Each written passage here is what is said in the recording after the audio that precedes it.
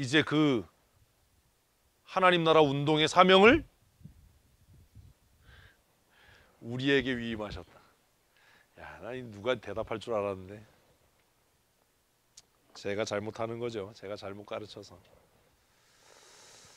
그래서 오순절날 성령께서 우리에게 임하셔서 이제 우리가 누구를 대신한, 예수 그리스도를 대신한 무엇으로서의 사역? 하나님 나라 운동. 아이 진짜.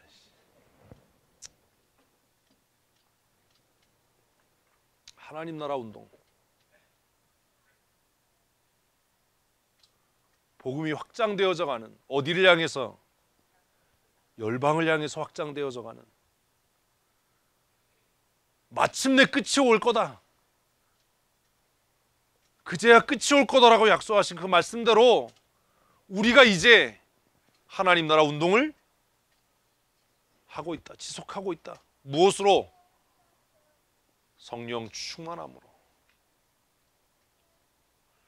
그러니 이 시대의 은사주의자들이, 이 시대의 성령을 이야기하는 사람들이 난 믿음 있고요, 성령 충만하고요, 그래서 기도 하루에 10시간씩 하고요, 그다 거짓말이라고요. 왜? 정말로 성령께서 그를 주장하시고 감동하셨다면 집구석에 틀어박혀서 기도할 게 아니라 그도 뭐 해야 되는데요? 하나님 나라 운동해야지요.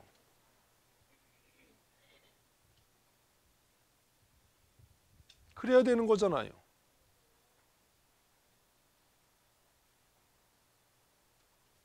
그래서 베드로가 중간에 생략된 부분에서 예수님께서 부활하셔서 모든 사람에게 나타나신 것이 아니라 함께 식사를 한 우리에게 보이셨다. 좀 복잡하게 써놨지만 그 말은 예수님께서 부활하시고 이제 우리에게 나타나셔서 내가 공생애 동안 했던 하나님 나라의 그 운동을 너희에게 위임한다. 그러니 너희는 이곳을 떠나지 말고 성령이 너희에게 임하실 때까지 기다려라. 오직 성령이 너희에게 임하시면 너희가 원하지 않아도, 너희가 계획하지 않아도, 너희가 의도하지 않아도 예루살렘과 온 유대와 사마리아와 땅끝까지 이르러서 내 복음의 증인이 될 거다. 아멘. 그래서 내가 지금 너희 집에 온 거다. 기도 많이 하는 게 목적이 아니에요. 무슨 방언하는 게 목적이 아니에요.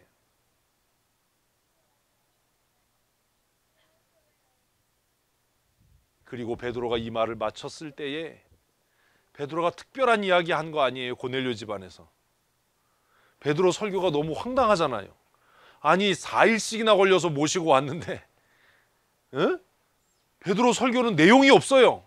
그래요? 안 그래요? 그런데요, 어떤 일이 일어나요? 44절이요. 베드로가 이 말을 할 때 성령이 말씀 듣는 모든 사람에게 내려오시니. 이제 성령이 누구에게요? 이방인에게요. 아유 진짜.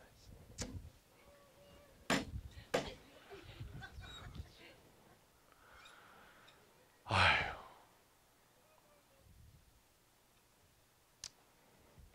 누구에게요? 이방인에게요. 임하셨어요. 그리고 그 뒤에 보니까 그들이 성령 받은 증거로 뭘 얘기하지요? 45절 뭐요? 45절 고민정 원장님 크게 읽어주세요. 시작.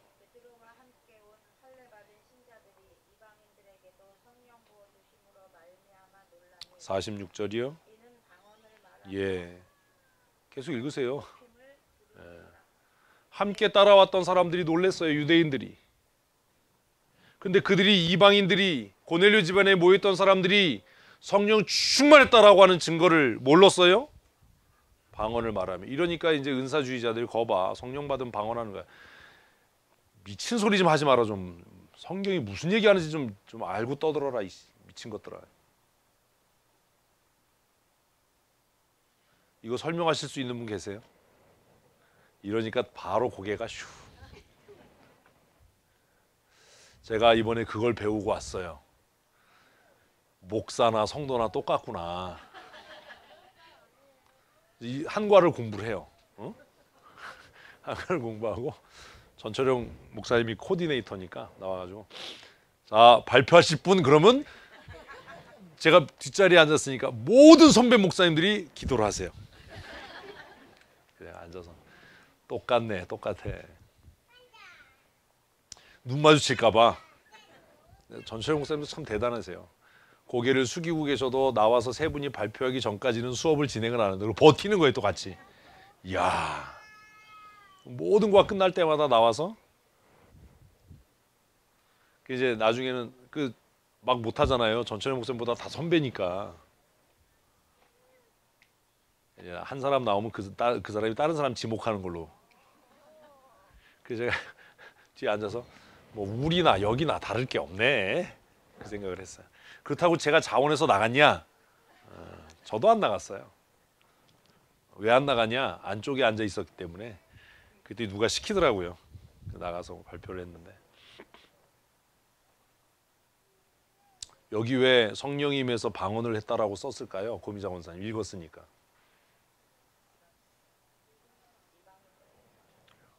오순절의 재현이에요. 이렇게 좀 품위 있게 얘기하면 좀 배운 것 같잖아. 이방인들이 뭐 이런 소리 하지 말고. 오순절 날은 성령이 누구에게만? 유대인들에게만. 아브라함의 후손들에게만. 그래서 그들은 성령을 받고도 오해했던 거예요. 아, 이 복음은 누구를 위한 거야? 아브라함의 후손들을 위한 거야. 유대인들만을 위한 거야. 그래서 예루살렘에서 흩어지지 않았던 거예요. 이 복은 유대인들만, 아브라함의 후손들만 누려야 되는 거예요. 그런데 사도행전에서 다시 10장에서 이 사건을 기록하는 것은 성령 받으면 방언한다 이런 공식이 아니에요. 성령 받은 증거가 방언이다라고 얘기하면 그 미친놈이에요, 그거. 10장이 그래서 이방인들이 성령 받아서 방언을 말했고 유대인들이 와서 놀랬다 그렇게 기록한 것이 아니라 사도행전 10장은 무엇의 확장? 사도행전 2장의 확장이에요. 그래서 사도행전에는 두 번의 성령 강림이 강력하게 기록이 돼요. 사도행전의 첫 번째 전환점이 되는 몇 장? 2장에 마가 요한의 유대인들 120명의 유대인들에게 임했던 성령의 강림. 그리고 사도행전 사도행전 10장에 몇 명인지는 쓰고 있지 않지만 고넬료 집안을 가득 메웠던 고넬료의 이분들 보아라. 고넬료의 친구들과 친척들. 사실 그거 읽었을 때 감을 잡았어야 되는 거예요.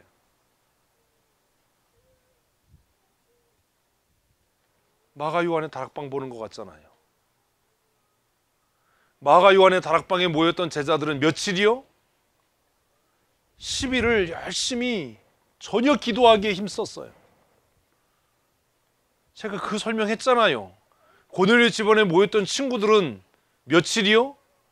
그래도 4일 정도는 기대하고 소망하면서 기다렸잖아요. 뭔가 좀 유사한 게 안 보이십니까? 다락방에 모여서 다락방을 가득 메우고 10일 동안 약속하신 성령의 강림을 사모하며 기다렸던 120명의 제자들. 몇 명이라고 딱히 기록하지 않지만 왜 기록하지 않아요? 내가 너무 많은 걸 기대하는 거죠. 숫자를 기록하면 우리는 또 숫자 놀이에 빠질 테니까. 앞으로 하나님 나라의 복음은 허다한 이방인들이 주께로 돌아올 때까지 확장될 거다. 그래서 고넬료의 친척과 고넬료의 친구들이 하나님의 말씀을 듣기 위해서 하나님 앞에 사모함으로 모였다. 그런데 베드로가 전한 복음은 별게 아니에요. 근데 그 말씀을 듣는 사람들에게 뭐가 임했어요? 성령이 임했어요. 그리고 그 성령이 오순절 마가 요한의 다락방에 임한 성령과 같은 성령의 역사다라고 하는 것을 무엇을 통해서? 그들이 방언을 말하기 시작했다라는 것을 통해서 보증하고 있는 겁니다. 저급한 차원의 성령의 역사, 다른 성령의 역사가 아니라 사도들에게 임했던 그 성령께서 지금 누구에게? 이방인들에게 임해서 하나님의 나라가 이방인을 향해서 확장되어질 것을 선포하고 있는 것 아닙니까? 무슨 방언이 성령 충만의 증거예요.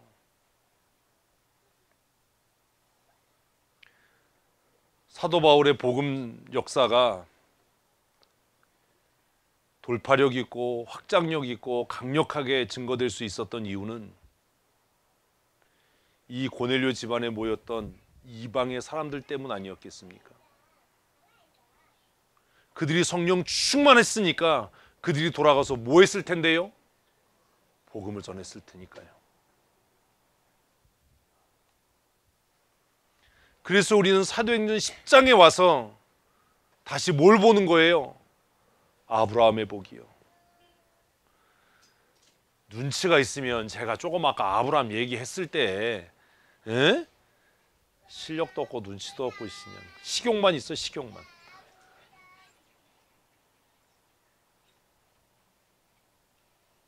아브라함의 복이요. 내가 너로 복이 되게 할 거고, 내가 너로 복의 통로가 되게 할 거고, 너로 말미암아 열방이 주께로 돌아오게 될 거다 라고 말씀하셨던 수천 년 전에 약속된 아브라함의 그 복이, 아브라함의 그 언약이 이제 열매 맺는 겁니다. 이제 이루어지는 겁니다. 하나님의 계획은 우리의 생각과 달라요. 오늘 우리가 흘리는 눈물, 오늘 우리가 흘리는 땀이 지금 당장 열매로 보이지 않는다고 해서 낙심하지 말아야 할 이유는 수백 년이 지나고 수천 년이 지나서라도 우리의 눈물과 그 땀이 헛되게 되지 않을 것이기 때문입니다. 아멘. 그래서 그 일을 하는 겁니다. 그래서 사도행전 10장에 고넬료 집안의 사람들이 성령 충만해서 그들이 방언으로 말하는 이 사건을 보면 우리는 아브라함의 복을 떠올려야 하는 겁니다. 그게 좀 성경 읽었다라고 이야기할 수 있는 거예요. 내가 좀 예수 좀 믿는다, 껌 좀 씹는다, 뭐 이렇게 얘기할 수 있는 거예요. 이제 아브라함의 복이 보이십니까? 눈이 좀 열리셨나요?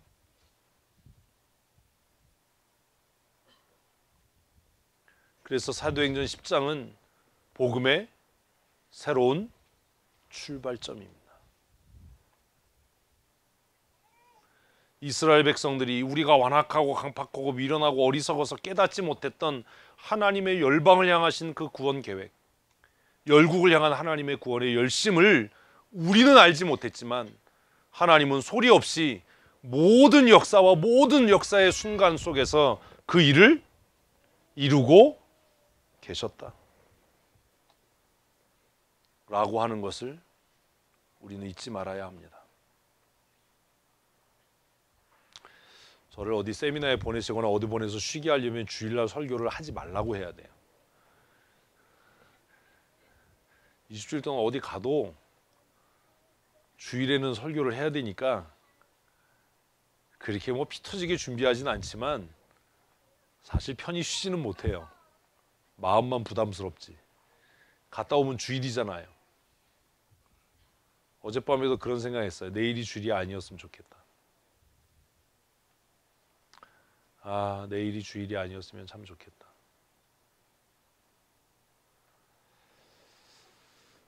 아브라함의 복, 새로운 출발.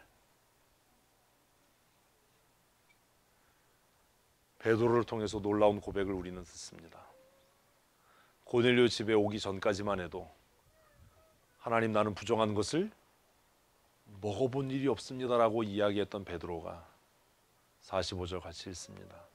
베드로와 함께 온 할례 받은 신자들이 이방인들에게도 성령 부으심으로 말미암아 놀라니, 왜 하나님은 그들을 성령으로 충만하게 하셨다고요? 복음의 증인되게 하기 위한 거예요. 복음의 바톤이 누구에게로요? 이방인에게로 넘어가고 있는 거예요. 그래서 베드로는 세례를 베풉니다. 이들도 우리와 같이 성령으로 충만케 됐는데 우리가 그들에게 세례 베품을 마다할 이유가 뭐가 있느냐? 자, 그러면 세례에 대한 새로운 정의가 생기는 거예요. 세례는 누구에게 베풀어요?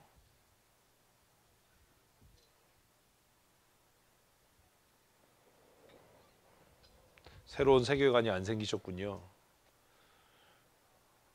설교를 좀 더 길게 해야 되는 건가요? 세례는 누구에게 베풀어요? 이해 안 되세요? 설교가 이해가 돼야 끝나는데. 세례는 누구에게 베풀어요?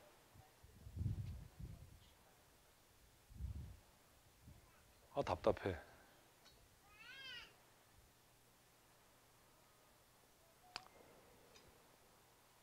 조금 아까 설명했는데 집중하고 잘 들으셔야 돼요.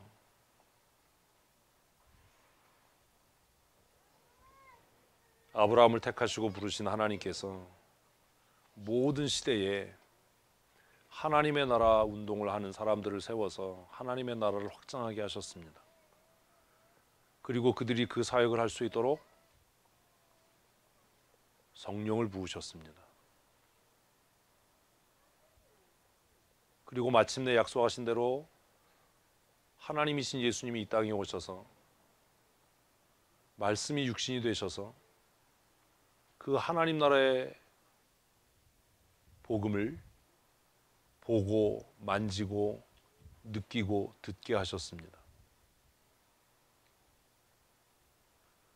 그리고 예수님께서 아버지께로 가신 이후에 그 약속을 믿고 하나님 나라의 운동을 목숨 걸어 감당하겠다라고 다짐한 사람들에게 성령을 부으셔서 그 복음의 계보가 전승되게 하셨습니다.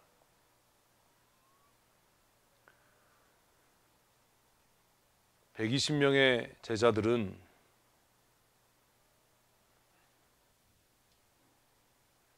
아브라함에게 주신 복음의 계보를 전승받은 사람들입니다. 다른 말로 하면 아브라함의 소명을 계승한 사람들이지요.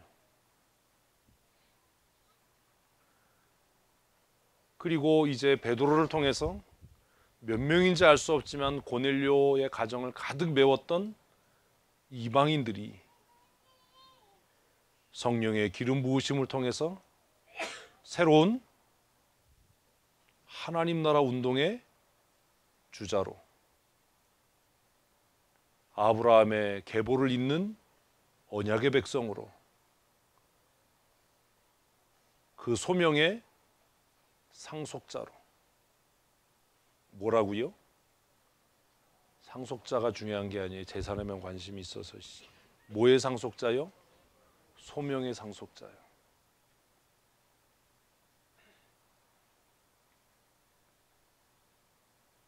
뭘 상속했다고요? 하나님 나라의 소명을 상속받은 거예요. 소명의 상속자로 그들은 세움을 입습니다. 왜 하나님께서 그 이방인들에게 성령을 부으십니까? 지금 얘기했잖아요. 그들을 새로운 소명의 상속자로 세우시는 겁니다. 새로운 하나님 나라 운동의 주역과 주자가 되게 하신 겁니다. 그래서 그들은 복음을 들고 열방을 향해 나아갔던 거지요. 세례가 뭐지요? 야, 이렇게 정리했는데도 정리가 안 되세요? 세례가 뭐예요? 이 사람이 소명의 상속자다. 교회 올 때 뇌를 갖고 오세요. 생각을 갖고 오셔야 돼요. 깨닫지 못하면 변하지 않아요. 변하지 않으면 쓰여질 수 없어요. 몸뚱이만 갖고 오지 마시고 뇌를 갖고 오세요. 하나님이 주신 지성을 좀 갖고 오세요. 세례가 뭐예요? 복음의 상속자들을 세우는 거예요. 아무에게나 세례받아라. 교회 나온 지 얼마 됐으니까 이제 세례받아라가 아니라 나와 함께할 동역자로서 내 대를 이어서 하나님 나라 운동을 신실하게 감당할 사람으로서 아브라함의 언약을 상속하는 복음의 상속자로 세워나가는 거룩한 일이 뭐하는 일이라고요? 세례를 베푸는 일이에요. 그래서 10장의 마지막은 무엇으로 끝나요? 이 이방인들에게 세례를 베푸는 것으로 끝나요. 세례가 얼마나 귀한 건지 아십니까? 세례가 얼마나 두려운 건지 아십니까? 세례를 베푼다는 것은 그가 우리와 동일한 언약의 백성이고 아브라함의 소명을 상속한 자다.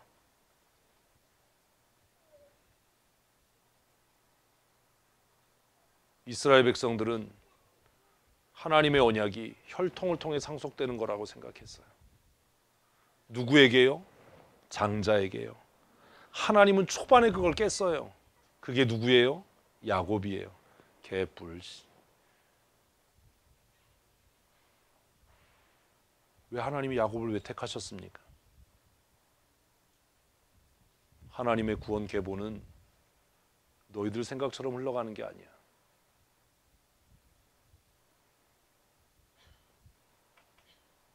이스라엘 백성들은 장자를 통해서 그 계보가 유지되고 상속된다라고 생각을 했어요. 근데 창세기 초반부터 하나님은 그 룰을 스스로 깨요.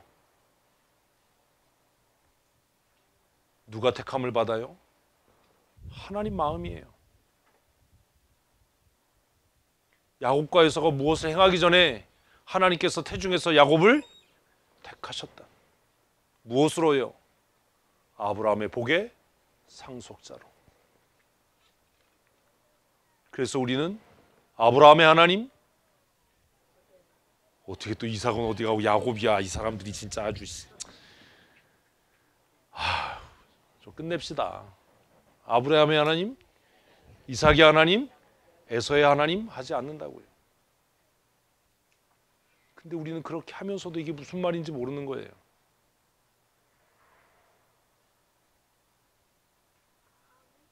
야곱은 사람의 계보를 따라 언약의 계보를 상속한 사람이 아니었어요. 그 창세기 읽으면서 이상하다라는 생각을 했어야 되는 거예요. 왜 이러지? 왜 하나님이 이렇게 삐딱하지?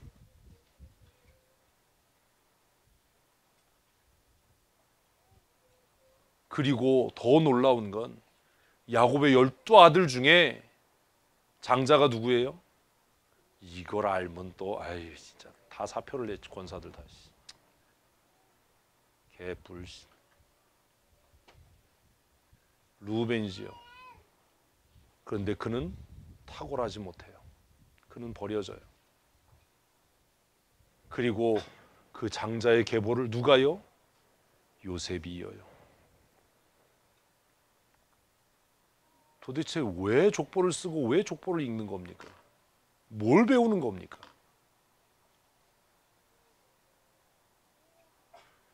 이제 유대인들의 편견과 자부심은 깨어지고 허다하게 많은 이방인들이 성령의 충만함을 입고 사도들이 경험했던 다른 방언으로 말하게 하시는 그 역사를 경험해서 언약에 있어서 동등한 위치, 하나님 나라 운동에 있어서 새 시대의 주자 아브라함의 계보를 잇는 새로운 언약의 백성으로 등장하는 것이 사도행전 10장이에요. 절대로 잊으시면 안 돼요.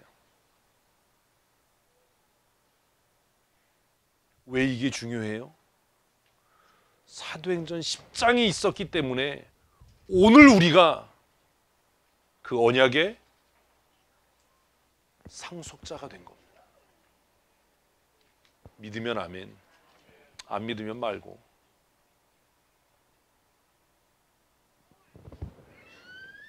성경은 지식으로 읽으면 까만 건 글자고 하얀 건 종이에요. 백날 읽어도 그래요.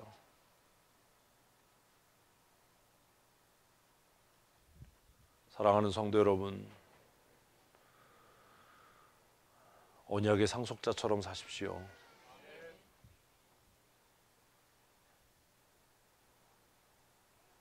쉬운 일이 아닐 겁니다. 아브라함의 계보를 잇는,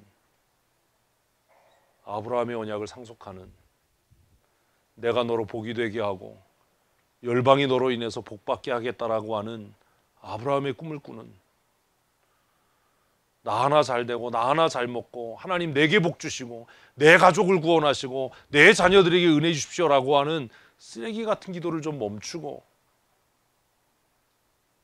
하나님 내가 언약의 상속자로, 언약의 계보를 잇는 믿음의 사람으로, 하나님께서 내게 주신 그 사명을 완수하는 하나님의 사람으로, 사도행전 10장까지 사도행전을 묵상하면서 그런 생각했어요. 하나님의 나라는 계주다.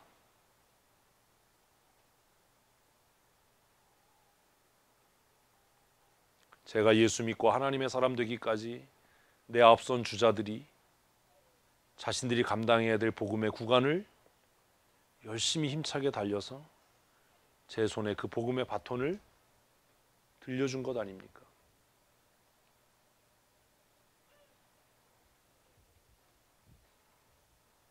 그리고 저도 이 복음의 바톤을 누구에겐가 넘겨줄 때까지 힘들고 어려워도 최선을 다해서 달려가야 하는 것 아닙니까?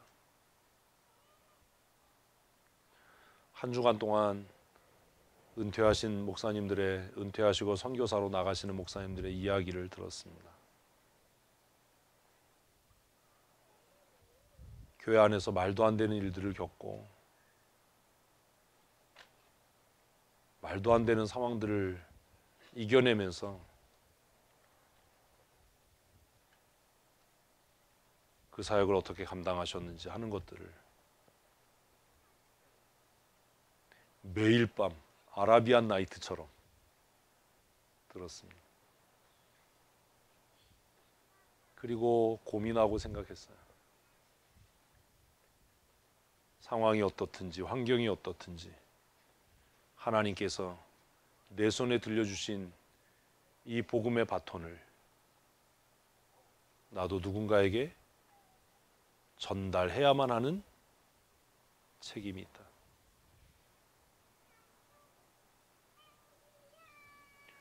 하나님은 왜 이 시대에 우리를 성령으로 충만하게 하십니까? 나 하나 잘 먹고 잘 살고 건강하고 부자 되고가 아니라 아브라함의 계보를 잇는 언약의 상속자로 다음 세대에 하나님의 나라를 전해야 될 사명을 주셨다라고 하는 것을 우리는 잊지 말아야 할 겁니다.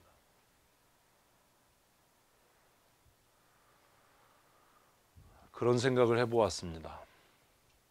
하나님은 왜 나에게 특별히 말씀을 깨닫는 은혜를 주셨을까?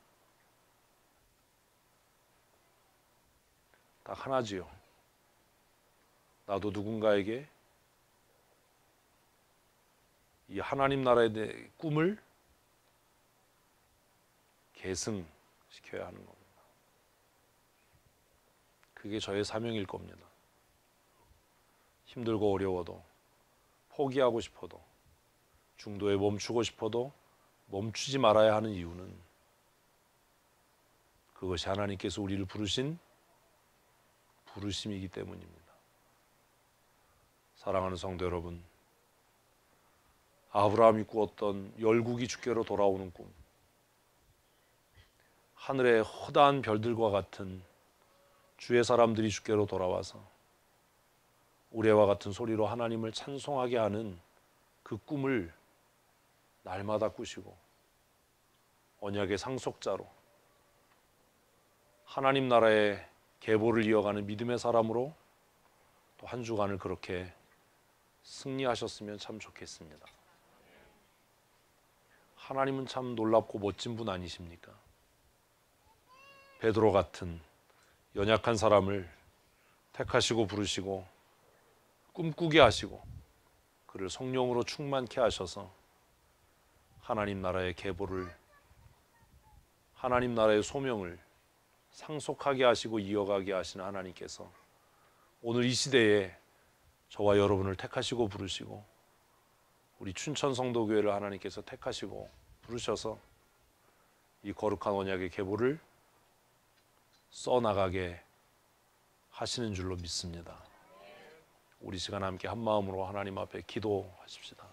하나님, 아브라함의 복을 계승하고 상속하는 믿음의 사람으로 하나님 나라 운동을 끝까지 잘 감당케 하여 주시고 하나님 앞에 서는 날 부끄럽지 않은 믿음의 사람으로 설 수 있도록 하나님 우리를 굳세게 하여 주시옵소서. 우리 함께